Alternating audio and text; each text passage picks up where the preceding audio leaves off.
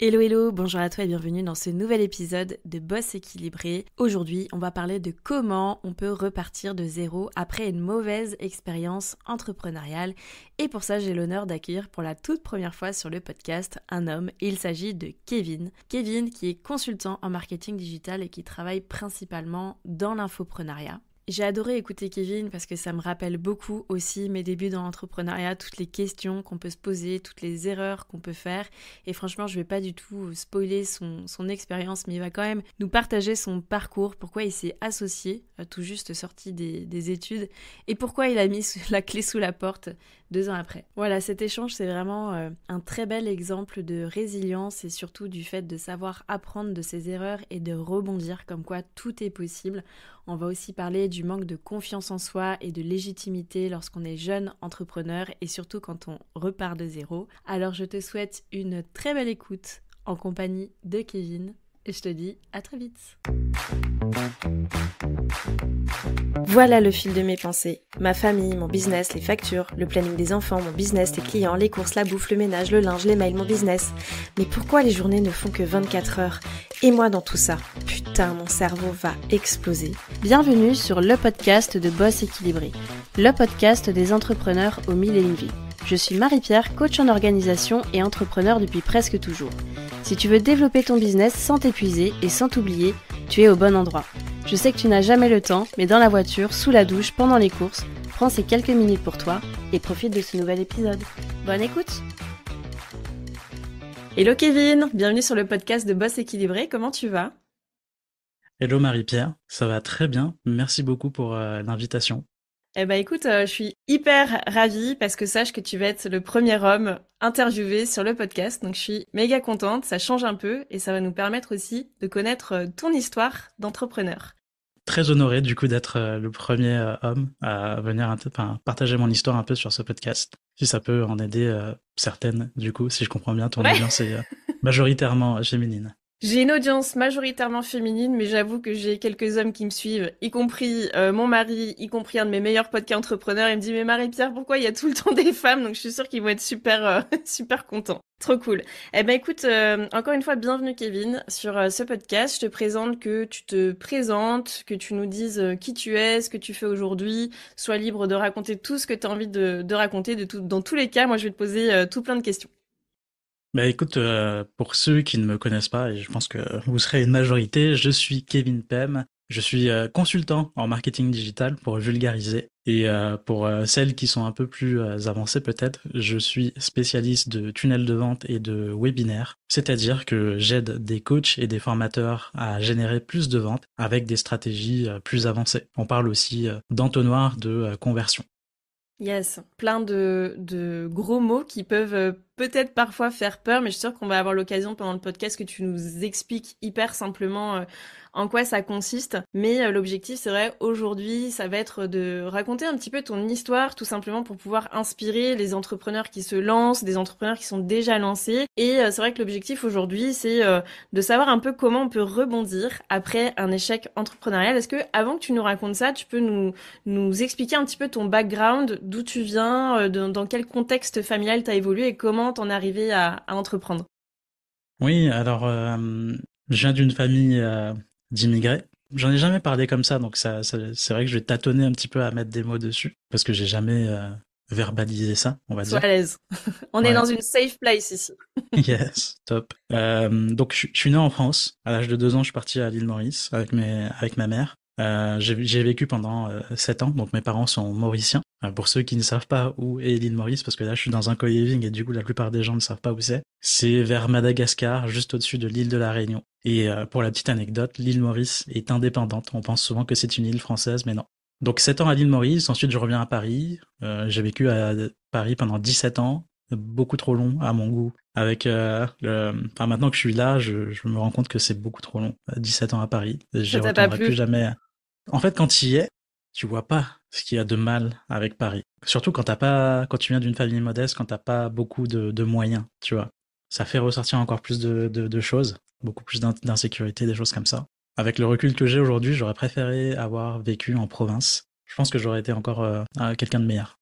Trop bien. Donc 17 ans à Paris, ensuite je suis allé à peu près 5 ans dans la région lyonnaise, que j'ai préféré quand même. Et dans ces années-là, j'ai aussi un petit peu voyagé. Notamment là, je reviens de 6 mois de voyage en Asie du Sud-Est. Yes, on s'est croisés, je crois, dans le nord de la Thaïlande. Je pense que tu devais y être à une période où j'ai fait une petite boucle aussi vers Chiang Mai. C'est Ouais, vrai que c'est un ouais, bah truc qui te j'étais. caractérise, tu voyages beaucoup. Bah beaucoup, je ne sais pas. Du coup, avant ce voyage à Chiang Mai, j'étais 1 an à l'île Maurice. Ça faisait plus de 20 ans que j'y étais pas retourné à cause de problèmes familiaux. J'ai aussi été à Stockholm, à Singapour. C'est ce qui m'a attiré vers l'Asie du Sud-Est. J'ai beaucoup aimé. Et San Francisco. Trop bien. Et c'est quoi? Tu voyages parce que tu es libre dans ta façon d'entreprendre ou tu voyages pour d'autres raisons? Plein d'autres raisons, notamment liées à Paris. La première fois que j'ai mis les pieds en dehors de Paris, c'était pour aller à Stockholm et je me suis dit, putain, cette ville, elle est propre. Elle est, genre, c'est une ville verte, je crois, une des meilleures, enfin, une des villes les plus propres d'Europe. Donc ça m'a mis une grosse claque. Je me suis dit, Paris, en fait, c'est pas si bien que ça. Ensuite, je suis allé à Singapour, ville hyper propre, hyper avancée sur plein de sujets sociétaux, même si du coup, on peut penser que c'est un peu contraignant sur certains sujets et, tu vois, sur des sujets idéopolitiques, etc. Bref. Mais le truc qui m'a le plus choqué, c'est tu prends le métro, t'as pas le droit de manger, et t'as des étudiants qui s'assoient par terre tellement c'est propre. Donc il y a énormément de règles qui vont restreindre la population sur certains trucs, mais ça fait que c'est propre. Les filles peuvent sortir à 4 heures du matin et jamais avoir de soucis quand elles rentrent à pied. Tu vois, plein de trucs comme ça qui m'ont fait genre waouh. Genre en France, je pense que on n'est pas un pays si avancé que ça sur plein de sujets.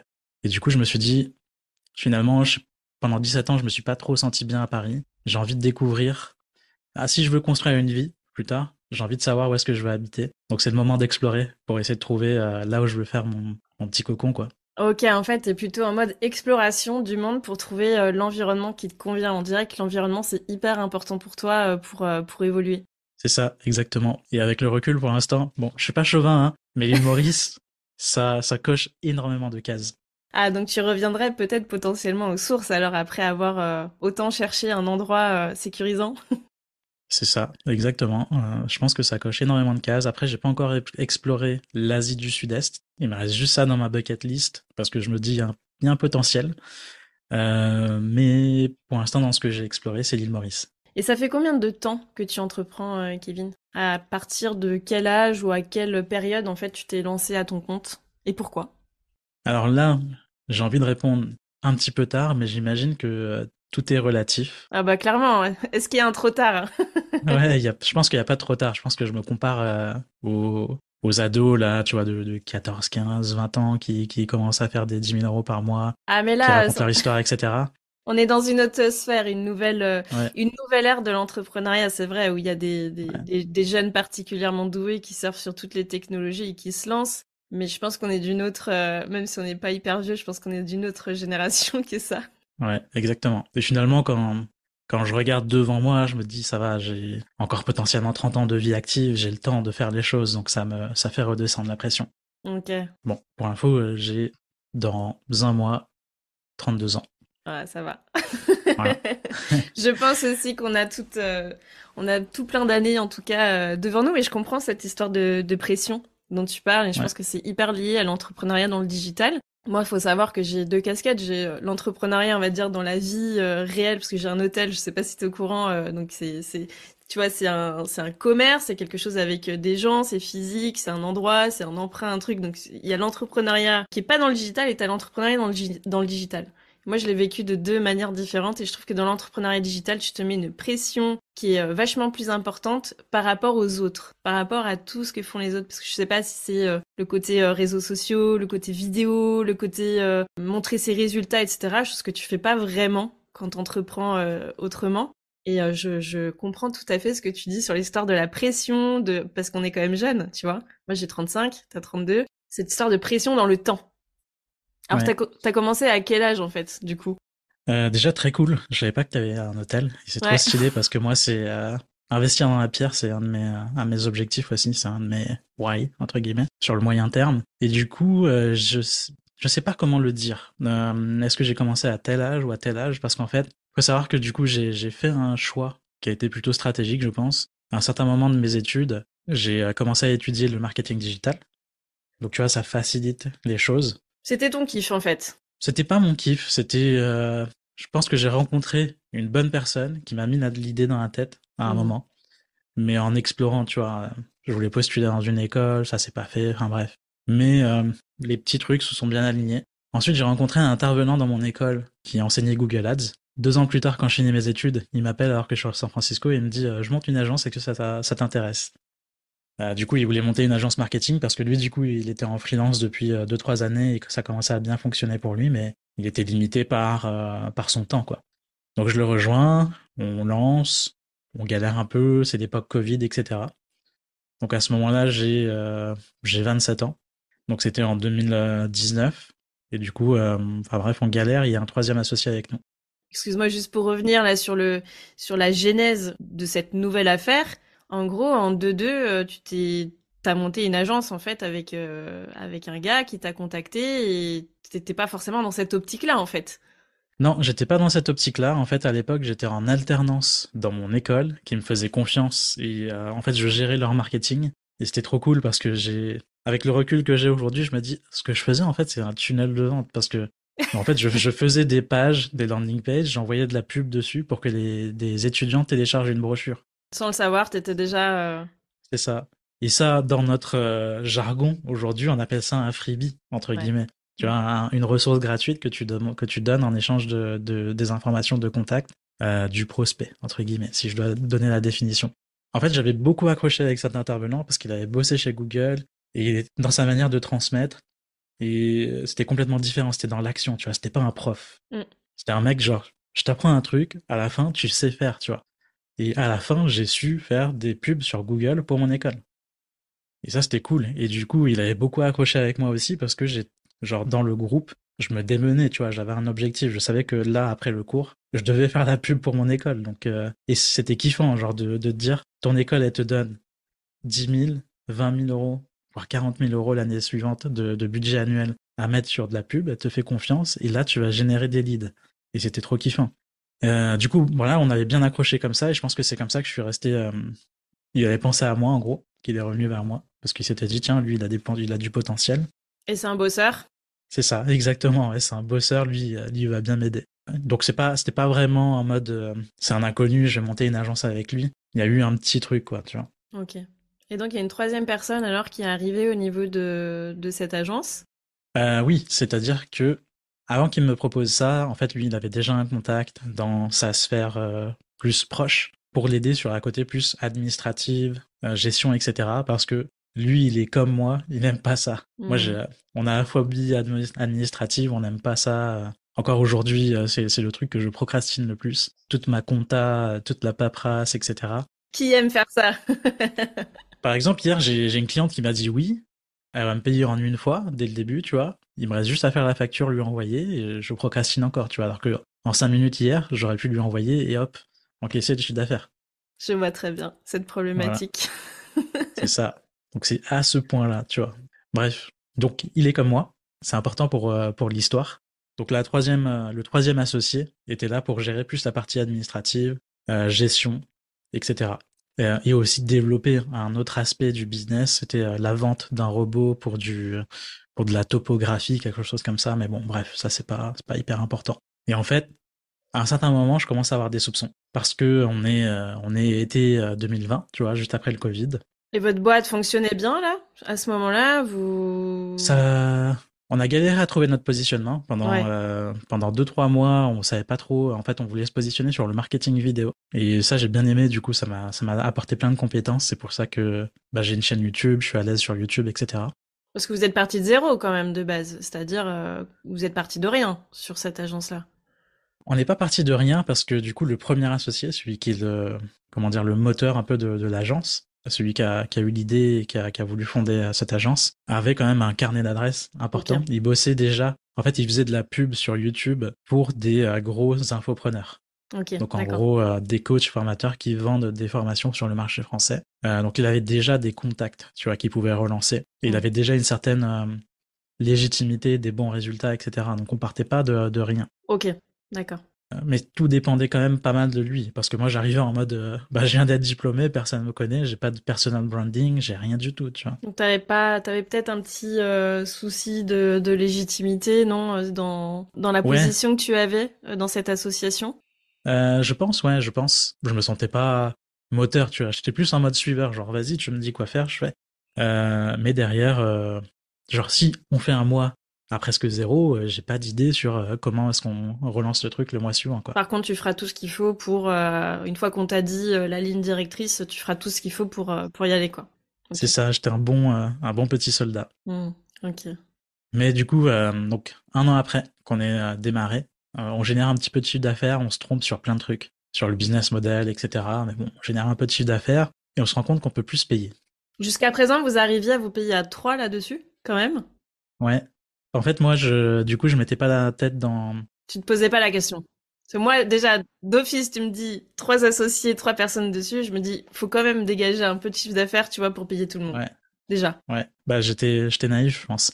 Et en plus, enfin, je mettais pas la tête dans les chiffres. Pour moi, enfin, en fait, dès le début, j'ai pas choisi d'être associé dans les papiers. En gros, moi, je voulais me sécuriser. Je savais que je voulais investir dans l'immobilier, donc je me suis mis salarié. J'ai demandé, voilà, c'est ça ma contrainte, c'est que je sois salarié. Hmm.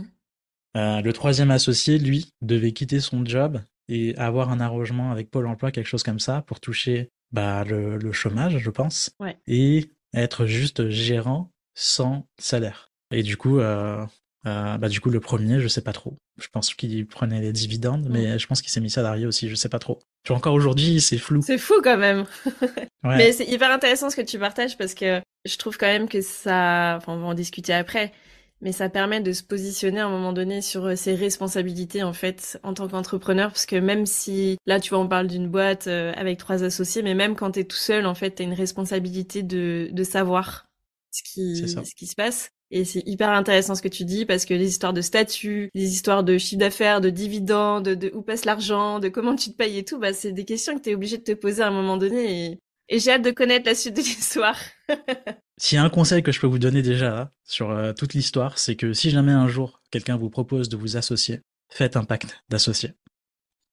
Épluchez tout. Ça va coûter un tout petit peu d'argent, peut-être 500, 1000 euros, pas 500 000, hein, mais 500 ou 1000 euros, avec un avocat qui vous fait le truc, genre Legal Start ou quoi. Mais derrière, ça vous protège de ouf, parce que il y a plein de trucs qui auraient pu mal se passer. Finalement, j'ai été protégé par le premier, parce que du coup, il est venu me chercher alors que je venais d'être diplômé et que j'aurais pu bosser pour une boîte, tu vois, toucher un salaire plutôt confortable, etc. Finalement, j'ai choisi l'entrepreneuriat parce que j'ai bien aimé sa proposition, donc il m'a protégé jusqu'au bout.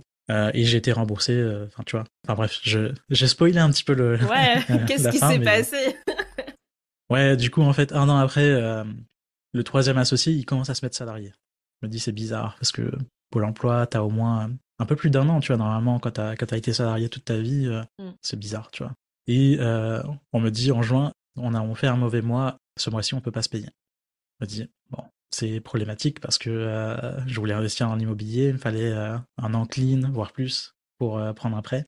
Bon, c'est l'entrepreneuriat, c'est ok, ça arrive. Je connais les galères, je sais qu'on galère avec nos clients, etc. Donc je dis ok. Et là, les mois passent, t'as comment ça s'appelle déjà, les couvre-feux, tu sais, la période de couvre-feu, Le fin 2020 qui confinement. arrive, Mm. etc. Enfin bref, c'était pas une bonne année 2020. Donc on se disait, c'est peut-être à cause de ça que les clients signent pas, qu'on trouve pas plus de clients, que ça marche pas pour nos clients. Donc il y a un mois sur deux, on se paye pas. Et c'est très bizarre. Et tu te sens comment à ce moment-là? T'as des doutes, t'as peur, t'as toujours la tête dans le guidon, t'as envie de continuer, t'as envie d'arrêter, comment tu te sens? Bah, j'ai la tête dans le guidon. Je me dis, je sais pas comment on peut faire, parce que moi j'ai aucun background dans l'entrepreneuriat. Je sais pas comment aller chercher des clients, les prendre au téléphone et leur vendre un truc.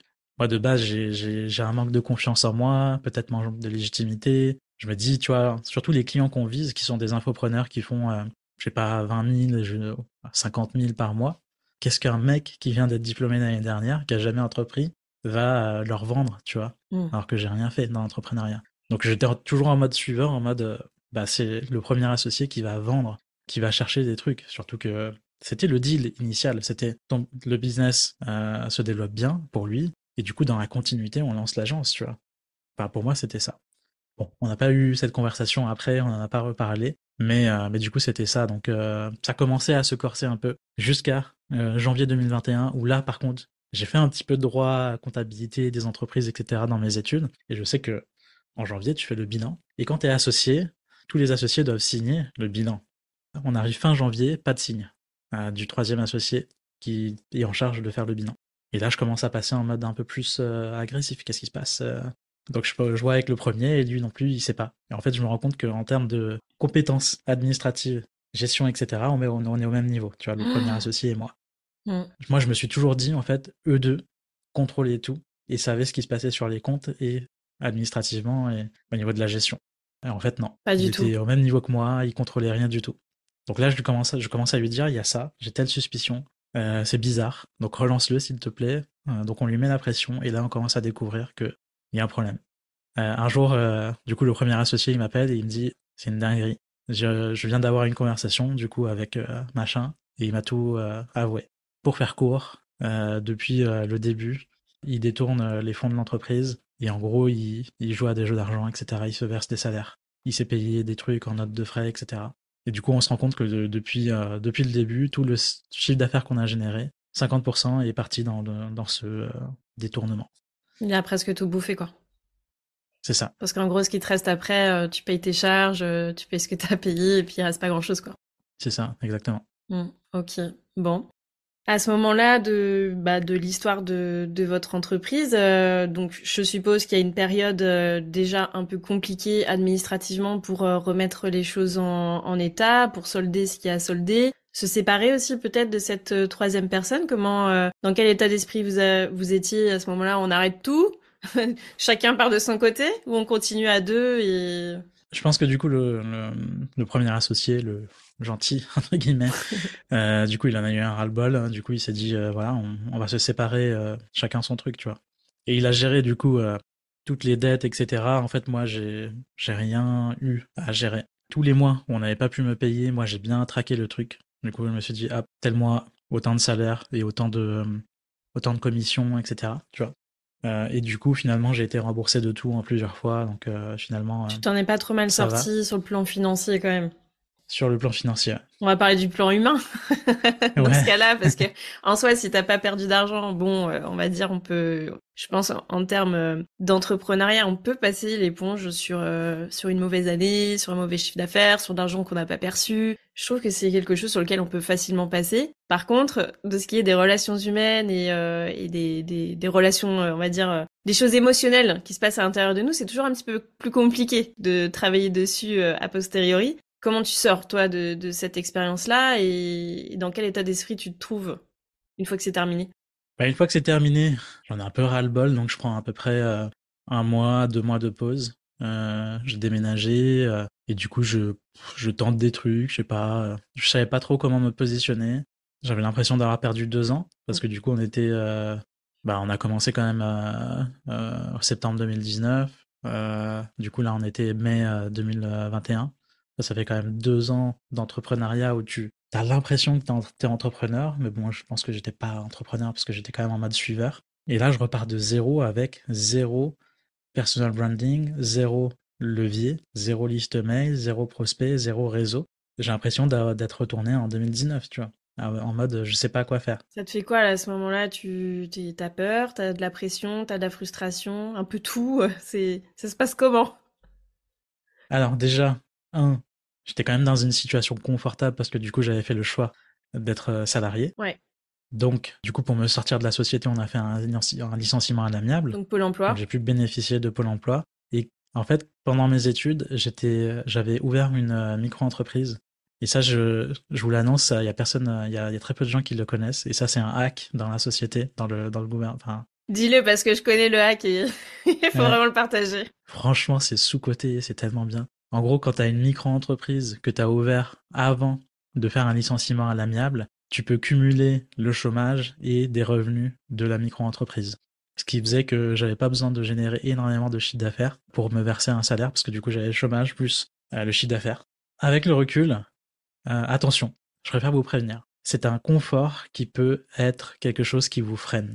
Je te le confirme parce que la plupart de mes clientes, c'est des clientes qui sont quasiment en fin de droit, qui ont été peinards pendant des mois et des mois avec la sécurité. Et encore une fois, on parle de la responsabilité en fait que tu as quand tu es entrepreneur et surtout du mindset, de la posture que tu as dans ta tête. Et je pense que c'est ce que tu vas dire. Quand tu as des aides, quand tu te sens pas pris à la gorge, que t'as pas vraiment d'insécurité financière, soyons honnêtes, on se sort pas les doigts du cul pour aller chercher du chiffre d'affaires.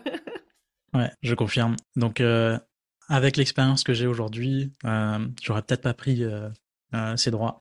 J'aurais préféré galérer pendant 2-3 mois, mais au moins, comme je me sentais dans la merde un peu, je pense que ça aurait été plus rapide. Parce que du coup, comme tes clientes, quand je suis arrivé en fin de droit, j'ai galéré parce que je me suis dit, tiens, j'avais un bon matelas, j'étais bien peinard dessus.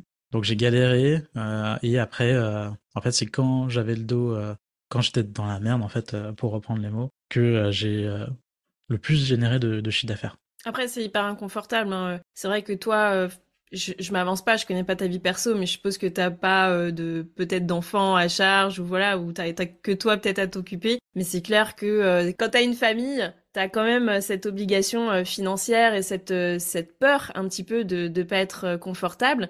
Et c'est pas genre inné de te dire ben malgré le fait que j'ai un matelas, il faut quand même que j'y mette du mien, et que j'aille chercher des clients, générer du chiffre d'affaires et me faire des revenus parce que t'es toujours sur ce truc de matelas et de sécurité. Et pour autant, c'est une réalité. Il y a un moment donné quand ça s'arrête, et ben c'est là en fait où t'as le stress. T'es méga stressé, tu te dis oh là là, qu'est-ce que je vais faire? Ça me paraît insurmontable, je génère pas suffisamment de chiffre d'affaires pour pouvoir me payer. Il me reste que, en gros, 6 mois pour, même pas, pour développer mon business et on est d'accord, ça se fait pas en 15 jours, quoi. Non, ça se fait pas en 15 jours, ça peut prendre. Moi, en vrai, ça a pris 6 mois pour que je me sorte les doigts. Et du coup, d'ailleurs, je voulais rajouter que ouais, j'ai pas d'enfant. Je suis juste en couple. Et franchement, la plupart de mes clientes, ce sont des mamans entrepreneurs. Et franchement, je les respecte parce que tous les parents entrepreneurs, entreprendre avec des enfants, ça doit être dur. Et j'ai tellement pas d'y être parce que je galère tellement déjà. Ouais, ouais, j'entends ça, je ne sais pas combien de fois par jour. J'ai des clientes aussi qui sont pas mamans et qui me disent mais Marie-Pierre, déjà j'arrive pas à m'en sortir sans enfants. Je sais pas comment je vais faire avec des enfants. C'est émotionnellement, je ne vois pas comment c'est gérable, mais la vérité, on s'adapte. Mais merci de respecter les parents qui entreprennent. En fait, il y a pas les mêmes, t'as pas les mêmes peurs. Tu vois, moi j'admire beaucoup ce côté résilience que tu as eu et le fait de rebondir en fait et de te poser des questions et toujours d'aller au charbon. Et ça, c'est vrai que est-ce que tu es en capacité de faire la même chose quand tu as une famille? C'est une bonne question, hein. Est-ce que c'est pareil si t'es une femme? Est-ce que c'est pareil si t'es un homme? C'est aussi encore une autre question. Mais c'est vrai qu'on n'est pas sur les mêmes décisions en fait quand t'es Ouais. parent. Mais n'empêche que je pense que ça reste aussi un certain caractère et tu l'as dit au tout début de notre entretien, t'es un bosseur et t'attends pas que ça se passe. Donc, quoi qu'il arrive, t'es allé de l'avant, quoi. Ouais, quoi qu'il arrive, j'ai fait des trucs. C'est juste pas les bons trucs. C'est pas la bonne priorisation, etc. Donc ouais. Et en plus, pour l'anecdote, ma copine, du coup, a été dans la même situation, mais en décalé. Et du coup, là, ses droits ont pris fin en décembre, je crois. Donc elle est en train de vivre la situation de ah merde, c'est fini. Qu'est-ce que je fais? Et quoi, tu peux pas la mentorer un petit peu vu que t'es Si, passé. c'est le cas. Elle a un avantage déloyal, je lui rappelle assez souvent. C'est que, du coup, en fait, elle m'a aidé pour qu'on puisse commencer à voyager. Faut savoir qu'elle est pharmacienne de profession, pharmacienne en industrie et ingénieure en agroalimentaire. Et actuellement, elle est podcast manager et monteuse Excellent. vidéo parce elle a commencé à m'aider à monter mes vidéos, mes micro-vidéos, mes podcasts, etc. J'adore. Ça peut être un épisode de podcast aussi, hein, comment on entreprend en couple. Moi, j'adore. Hein, tu sais, l'hôtel, je le tiens avec mon mari. Ça fait plus de 10 ans qu'on travaille ensemble. Et j'adorerais qu'il s'intéresse à tout ce qui est un peu digital, montage, etc. Mais c'est pas du tout son truc. Donc c'est sûr qu'on fera rien sur ça. Bah, c'est marrant que peut-être vous fassiez un épisode ensemble pour voir son point de vue, tu vois, l'autre version de notre vécu. Parce que du coup, elle commence aussi à prendre des clients sur les tunnels de vente en mode assistante opérationnelle. Et du coup, je pense que c'est un hack parce que elle, du coup, ça fait peut-être 2 ans qu'elle a quitté son job, qu'elle a fait un 6 licenciements à l'amiable, etc. Et moi, au bout de 2 ans de micro-entreprise, j'étais pas à son stade, tu vois. Je n'générais pas de chiffre d'affaires comme elle. Bah ouais, comme quoi tu vois, on n'a pas tous les mêmes, on a tous des parcours différents, quoi qu'il arrive. À ton avis, c'est quoi qui fait cette différence-là entre, si on prend par exemple ton cas et le cas de ta chérie, c'est quoi, à ton avis, ce qui fait la différence de, entre guillemets, de rapidité de développement? Bah, c'est avoir quelqu'un, bah, en gros, que tu deviennes un petit peu le clone entre guillemets de l'autre. En gros, elle est en train de développer les mêmes compétences que moi parce que du coup, par exemple, moi, j'ai plus le temps de m'occuper de mon tunnel, de mes emails, de mes contenus, Tu etc. t'occupes de ceux des autres, alors tu peux pas faire les tiens. C'est ça, ouais, exactement. J'accompagne mes clients, donc j'avais besoin de lui déléguer ça. Donc petit à petit, elle est en train de monter en compétence sur mes compétences à moi, avec mon exigence, parce que je suis quelqu'un de très méticuleux. Donc, elle a du coup des compétences qui sont top et qui sont bien recherchées, avec une qualité de ouf, tu vois. Mais je pense que c'est important ce que tu soulignes. C'est vrai que moi, j'en parle vraiment très souvent et ça fait partie aussi de, je sais pas, un peu de mes mantras en entrepreneuriat, c'est le fait d'être toujours bien entouré. Parce que ça te fait avancer plus vite, forcément. Donc là, on a l'exemple, on va dire, carrément dans un couple, que ça peut faire avancer plus vite. Mais tu vois, on a aussi le contre-exemple avec ce qui s'est passé dans ce que t'appelles du coup ton échec entrepreneurial avec ce troisième associé qui n'était pas forcément la personne avec qui il est bon de s'entourer, quoi. Ouais, Tu avais déjà cette notion de l'importance de bien s'entourer quand t'entreprends, quand t'as commencé? pas du tout. Pas du tout. Et moi, par exemple, j'étais pas fan de tout ce qui était coaching, formation. Enfin, je me suis formé quand même pas mal au début parce que du coup, le premier me payait, enfin, avait acheté plein de formations qui me donnaient pour que je monte vite en compétence sur ces sujets. Donc tout ce qui est YouTube, tunnel de vente, etc. Mais par contre, me faire coacher, être dans un coaching de groupe, etc., je voyais pas d'importance ou quoi. Là où j'ai eu le déclic, c'est justement au moment où je suis redevenu solo, tu vois, où ça s'est fini. Donc été 2021. Et je reprends la muscu et je me dis putain, ça fait 10 ans que je pratique un petit peu la muscu et que je suis jamais régulier. Faut peut-être que je me responsabilise et j'aimerais bien tenter un coaching avec un coach que je connais, que je suis souvent sur YouTube. Et là, je prends un coaching avec lui et là, je vois que je suis plus motivé. Genre, on a des tableaux où je dois rentrer mes performances, tu vois. Des trucs comme ça qui me responsabilisent bien et je me dis, tiens, là, ça fait 2 3 mois que c'est fini l'agence là. Et faut peut-être que je commence à générer un peu de chiffres. Est-ce que là, ce qui vient de marcher un petit peu et qui est un peu bien, du coup, d'avoir quelqu'un qui me dit quoi faire, qu'est-ce que je fais de bien, qu'est-ce que je fais de mal, en business. Et là, je me mets à la recherche d'un coach business. Donc au final, j'ai trouvé une coach. Et pour la petite anecdote, du coup, j'ai trouvé une coach qui allait arrêter de l'accompagnement individuel. Parce que du coup, quand ça marche bien pour toi, généralement, t'arrêtes au bout d'un moment. Mais elle m'a accepté. Donc on a fait 3 mois de coaching individuel. Elle a lancé son accompagnement de groupe, son coaching en groupe. J'ai rejoint son coaching en groupe. J'y suis resté pendant 1 an. Ah ouais, Et je l'ai pas encore annoncé à mon audience, mais à partir de mars, je deviens coach dans ce coaching de groupe. excellent, c'est génial, trop Ouais, bien, waouh. Comme quoi, tu vois, on t'a donné et tu vas transmettre à ton tour. ouais, c'est ça, et j'adore ça. J'aime bien impacter du coup le business d'autres entrepreneurs, tu vois. Je pense que c'est mon côté manque de confiance, manque de légitimité, etc. Mais du coup, comme j'ai eu cette mauvaise expérience entre guillemets de l'agence, tout n'était pas mauvais en fait en vrai, tu vois. J'ai appris énormément, ça a été un tremplin. C'est bizarre en fait, c'est ambivalent. D'un côté, j'ai l'impression que ça m'a pas mal handicapé, mais d'un autre côté, ça m'a énormément apporté aussi en termes de compétences. Et du coup, comme j'ai quand même ces 2 ans de background en plus, avant de devenir solopreneur, j'ai quand même pas mal de choses à apporter. Bah, clairement, moi en tout cas, de ce que tu me dis, je vois pas du tout ça comme un échec parce que clairement tout ce que tu as appris juste entre guillemets en 2 ans d'expérience, enfin à mon avis les conneries que tu as pu faire ou qui ont été faites, tu sais exactement ce qu'il ne faut plus faire après. Donc déjà tu gagnes un temps de dingue, tu fais gagner du temps aux autres parce que tu le partages, tu vois, tu le partages aujourd'hui, peut-être tu le partages dans ton entourage et donc tu fais gagner du temps aux autres. Et c'est vrai, moi j'aime pas les discours un peu bisounours qu'on apprend toujours de ses échecs, mais la vérité en entrepreneuriat c'est ça. Et d'ailleurs, en France, c'est toujours hyper mal perçu l'échec. Tu sais, on a tendance à toujours aduler les gens qui font des gros chiffres d'affaires, etc. Mais tu entends jamais parler des échecs. Et pour autant, dans des pays comme aux États-Unis, bah, tu vois, c'est limite,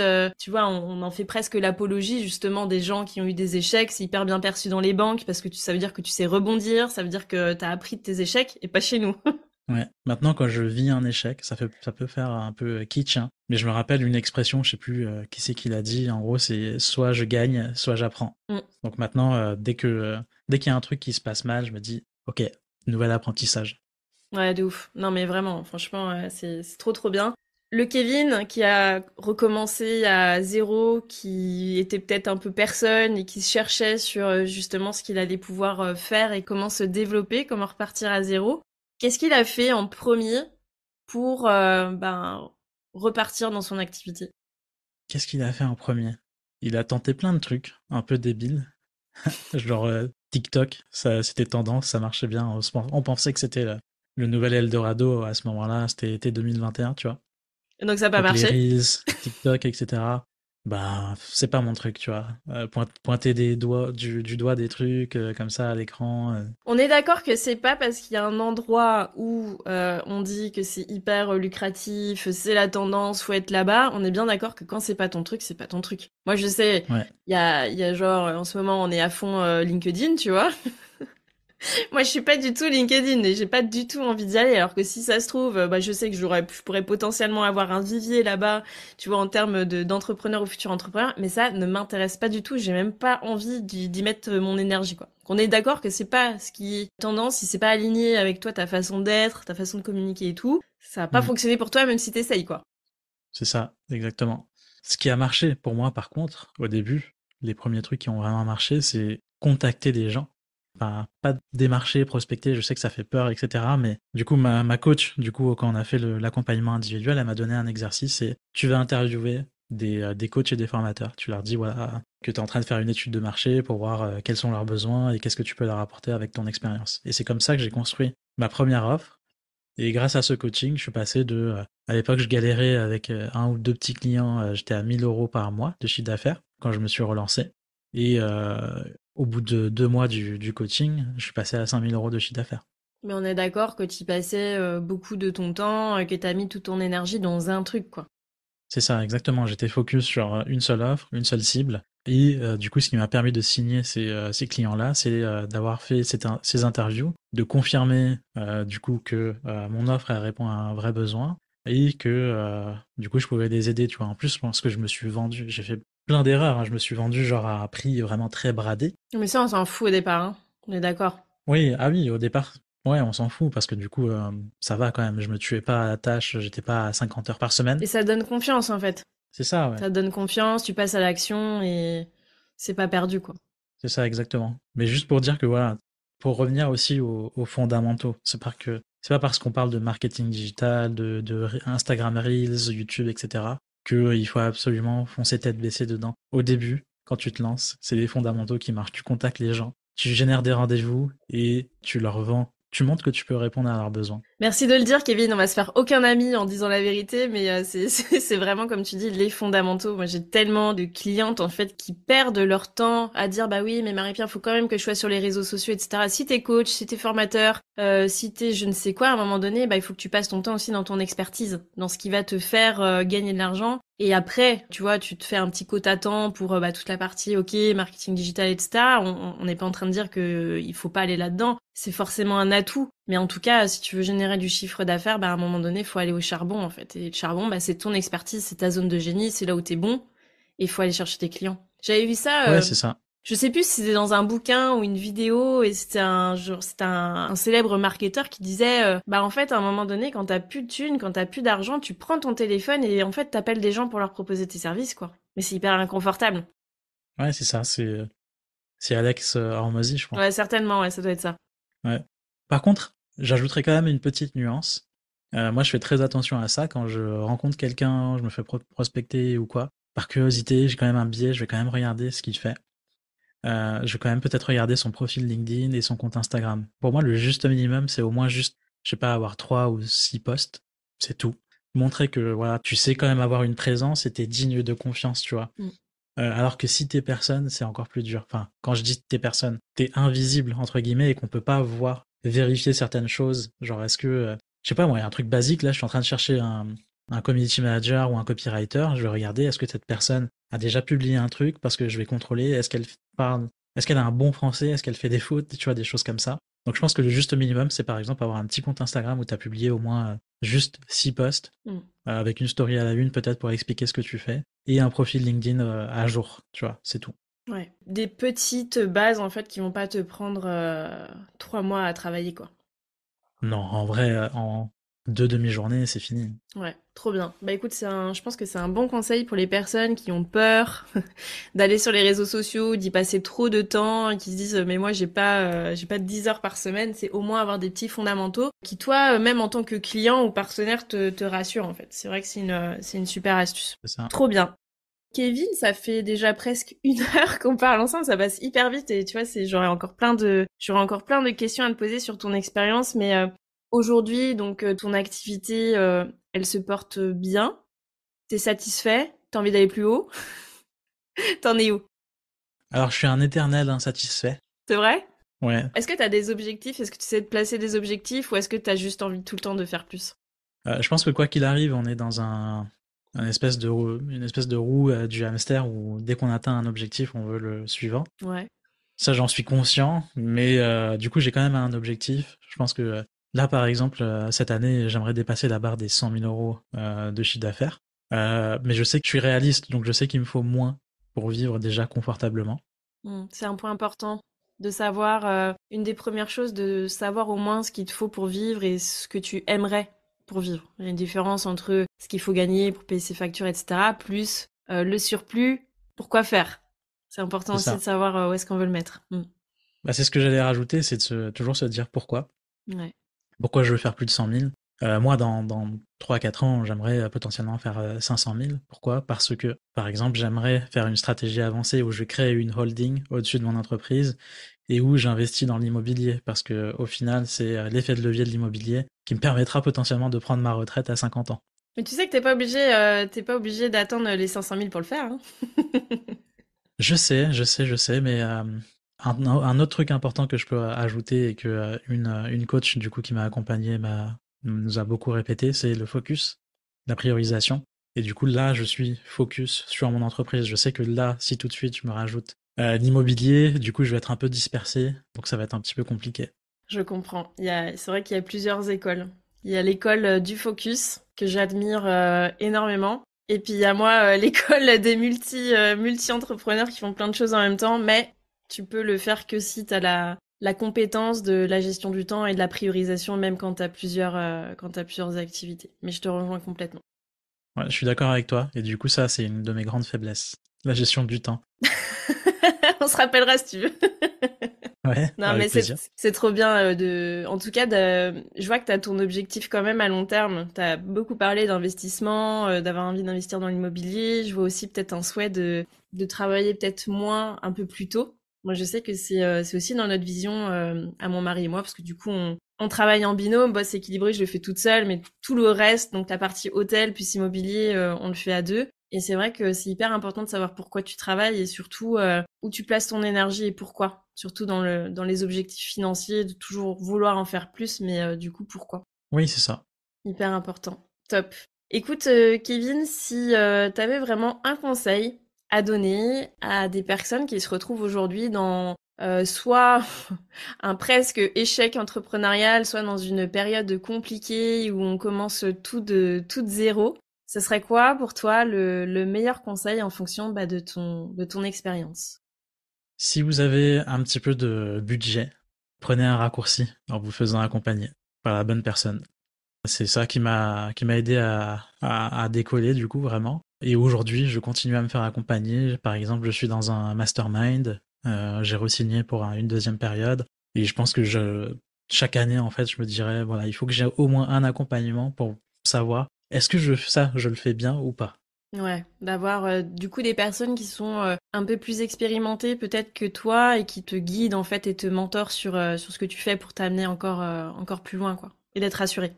Exactement. Et si vous n'avez pas de budget, ça peut se comprendre et ça peut arriver. Regardez ce qui marche déjà et répliquez-le sans non plus plagier. Ouais, trop bien. Merci beaucoup Kevin pour le conseil. J'ai une dernière petite question pour toi, c'est la question signature du podcast. Je vais peut-être te prendre par surprise. Mais c'est une question hyper simple. Pour toi Kevin, qu'est-ce que c'est être un boss équilibré du coup? Être un boss équilibré, moi, ça me renvoie à la notion du temps, l'équilibre vie perso, vie pro, que je n'ai pas actuellement.